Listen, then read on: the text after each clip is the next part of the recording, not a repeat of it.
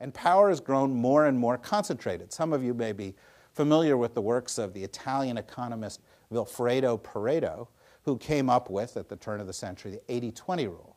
And the 80-20 rule is wonderful because it applies to everything. It applies to dog racing. 20% of the dogs win 80% of the races, and it applies to rabbit breeding. If you're any of you championship rabbit breeders, some of you over there are championship rabbit breeder. If championship rabbit, 20% of the rabbits win 80% of the championships, or something like that. And it's reductive. Within each 20-80 rule, there's another 20-80 rule. And so there's a growing concentration of power, and that works in the world. The top 2,000 companies have 70 million employees. Those employees probably have 300 or 400 million dependents. So the CEOs and boards of those companies have direct influence over the lives of 400 or 500 million people. There are probably another 500 million people who are suppliers or distributors for those companies. So that's 1 billion people who are influenced by those 2,000 people, or the boards, and the power structure of each of these companies varies. But that's a lot of concentration of power, particularly when we consider that on a planet of 6,000 people, of 6 billion people. I live on my own planet. It's called the planet superclass, and there are only 6,000 people there, and I'll take you there. Just bear with me here a little bit. But on a planet of 6 billion people, half of those people live on $2 a day. Never heard a dial tone. They're not even in the game. Another billion live on a couple of bucks a day, more than that.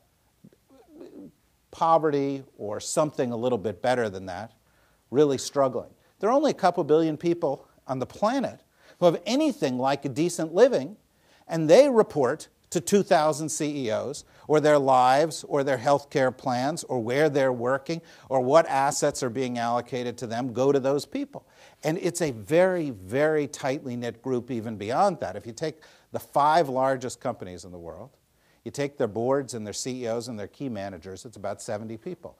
Those 70 people are on the boards or in the management of another 150 or so of the world's largest companies and 25 of the biggest universities. So there's a lot of cross-ownership and networking that's going on within these groups, and that feeds the concentration as well. But you see the concentration everywhere. You see it in military power. There are a couple hundred countries in the world, but there are only 30 or 40 with weapons of mass destruction. There are only 20 with missile capability. There are only 8 or 9 with nuclear capability. There are only 3 with 1,000 planes in their air force. But there's only one that can actually wage a global war, only one that can really wage a war in space. And that one country spends as much money on defense as all the other countries in the world put together. And the alliance, that is the principal alliance of that one country, NATO, spends 85% of the money that's spent on defense on the planet, and all 10 of the world's largest defense contractors reside within NATO. So military power is highly concentrated. No wonder that there are very few modern wars. But it exists in other areas too. In religion it exists. There are 4,300 religions on the planet Earth. Of the 4,300 religions, there are only 20 with 1 million members or more, and there are only 2 with 1 billion members or more. Now, that suggests that as scale plays a bigger and bigger role, and we've seen technology play a dual role in all of this, and we can come back to it. There's a democratizing function of technology, but it's not always democratizing. Some people use technology to build global networks, build global reach, have greater global influence, and even in the case of the internet, if you take Google and Microsoft and Yahoo and MySpace, that's about 96% of internet traffic in the United States through 4 or 5 big corporations. So there is, even within this, a concentration. And you also, by the way, a classic place to see the 80-20 rule is blogs and other places where we thought there'd be a lot of innovation.